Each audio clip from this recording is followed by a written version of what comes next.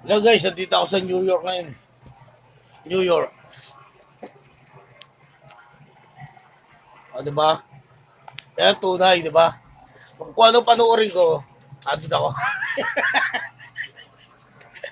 Kapag nanood ako na mga nasa bilangguan, andun din ako.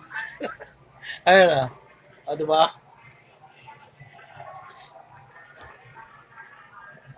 O, yung mga magnanakaw ng TV dyan. O, di ba? Huwag nyo na kasamin.